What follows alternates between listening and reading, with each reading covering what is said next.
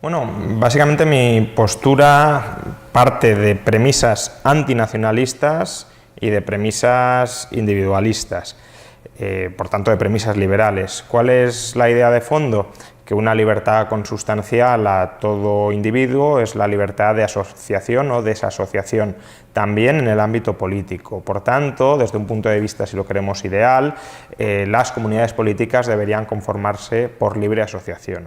Evidentemente no vivimos en ese mundo ideal, sino que los estados no se han conformado históricamente a través de estos canales, se han conformado por mecanismos violentos. Eso no significa que la integración violenta de los estados no deba subsanarse, es decir, que el liberalismo tenga que aceptar el statu quo como viene sin pretender modificarlo.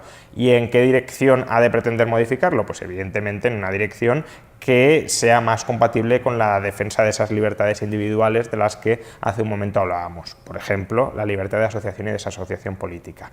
En este caso, la libertad de asociación y desasociación política lo que legitimaría es al menos habilitar, si no somos revolucionarios y yo no lo soy, habilitar un proceso de separación política de los estados constituidos para permitir la reasociación de aquellos que no quieren seguir formando parte, en este caso, del Estado español.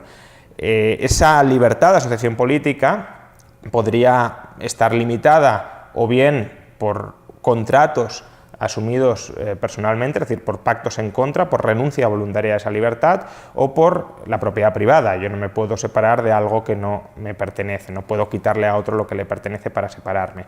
Sin embargo, ya sabemos que los contratos sociales no han existido nunca, por tanto no cabe pacto en contra, no cabe apelar a ningún pacto en contra para legitimar la conculcación de esa libertad individual. No ha habido individualmente un consentimiento expreso a ninguna renuncia a esa libertad y luego, aunque consideramos a España una propiedad común de todos los españoles, las copropiedades de bienes se pueden dividir salvo cuando sea materialmente imposible dividirlas o cuando sea funcionalmente imposible dividirlas. Es evidente que España no es materialmente imposible de dividir, cabrían tropecientos estados dentro del territorio español, si acaso podría ser funcionalmente imposible de dividir, es decir, puede haber ciertos bienes públicos, por ejemplo la defensa, el imperio de la ley, que quizá no podrían proveerse a través de otras formas estatales. Creo que ese debería ser el debate. A mi juicio, desde luego, España no es el único modelo de comunidad política que puede proveer esos bienes y servicios tan fundamentales, y si otras comunidades políticas los pueden proveer,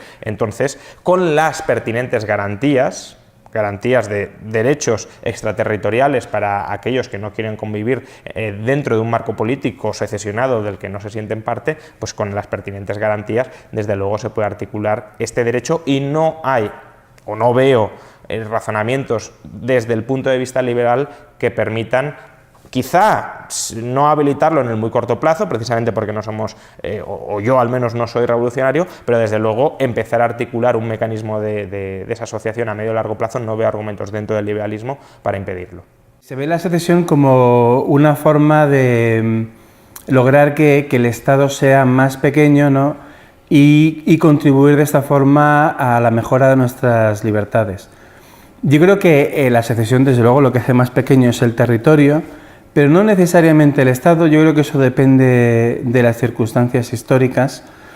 Yo creo que la secesión es defendible, no solo no es, creo que lo es, sino que yo mismo la he defendido en algunos casos, en el caso, por ejemplo, de los Estados Unidos. No creo que sea indefendible en el caso de España, pero sí creo que lo es en la España del año 2017. Sí creo que lo es hoy.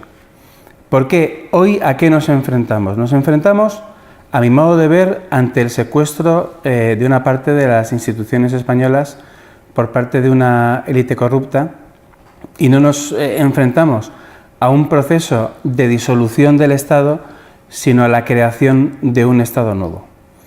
¿Qué sabemos de lo que será este nuevo Estado? Sabemos que será un conjunto de instituciones puestas al servicio de una ideología nacionalista, una ideología colectivista y con un control de lo que piensan los ciudadanos, tanto desde los medios de comunicación como desde la educación y otras instancias.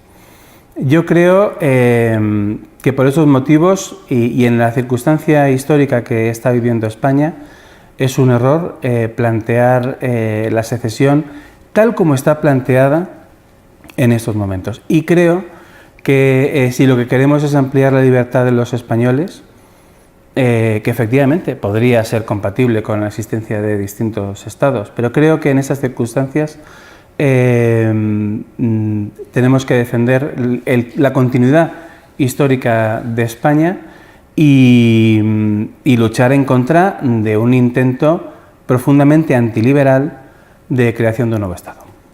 No tengo muy claro que el Estado fuera más liberticida. Sería básicamente bastante parecido a lo que tenemos probablemente en España, es decir, igualmente liberticida, básicamente porque en contra, a mi juicio, de lo que muchos catalanes piensan o algunos catalanes piensan, comparten muchos rasgos con el resto de españoles y en ese sentido todos somos, o las instituciones que han emergido probablemente sean en todos los casos muy parecidas, igualmente corruptas, igualmente liberticidas. Es verdad que el nacionalismo catalán, que es el que ha abanderado el independentismo, está en un proceso de construcción nacional y todo proceso de construcción nacional evidentemente pues, se basa en conculcar las libertades de aquellos que no se ajustan al molde del nacionalismo. Sin embargo, también hay un nacionalismo español durmiente, precisamente porque el nacionalismo se moviliza cuando ve su idea de nación amenazada, y estos días estamos viendo que ese nacionalismo español, que durante años no se ha movilizado en absoluto, ahora que ve en riesgo su idea de nación, también se está movilizando. Entonces, los marcos me parece que no tienen por qué ser a medio o largo plazo muy divergentemente liberticidas. Y además, también pensemos en la implicación que tiene este argumento. Si podemos impedir el derecho de secesión de cualquier grupo que no vaya a organizarse de manera ultralibertaria, pues estaríamos legitimando, por ejemplo, la invasión de España, pues no sé, por Suiza o por Estados Unidos, porque así nos anexionaríamos a un Estado más liberal que el español. Además, creo que se pueden poner condiciones a la secesión o a la separación, se puede condicionar, por ejemplo, a la creación de enclaves dentro del nuevo territorio catalán para aquellos ciudadanos que no quieran someterse a las normas del nuevo Estado catalán, sino que quieran seguir adscritos al Estado español. Puede haber derechos extraterritoriales, es decir, ciudadanos que viven en el territorio catalán, pero que se adscriben a la jurisdicción española, y que incluso ese proceso puede estar tutelado por las instituciones europeas y por tribunales supranacionales que por tanto no quedan en manos de, es verdad, de las oligarquías nacionalistas locales que podrían manipularlos para su propio beneficio.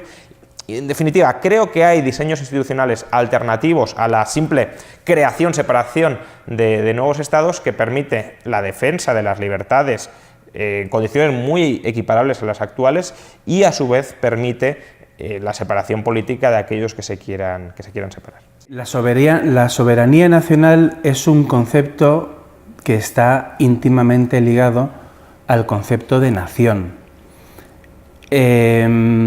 Aquí hay dos conceptos que yo entiendo que hay que distinguir. Uno, el de comunidad política, o lo que podríamos llamar patria o país, que es un concepto histórico, es un concepto social, si quieres también un concepto moral, ¿no?, por lo que se refiere a los usos y costumbres, y por otro lado el concepto de nación. El concepto de nación nace en nación como la entendemos ahora, quiero decir, nace en la Revolución Francesa, y esto es porque la soberanía cae con el monarca.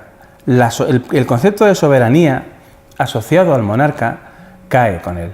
Y entonces, bueno, pues el abate Sellés lo recoge y dice, bueno, pues la soberanía está en manos del pueblo, ¿no? De la nación, dice él, de la nación.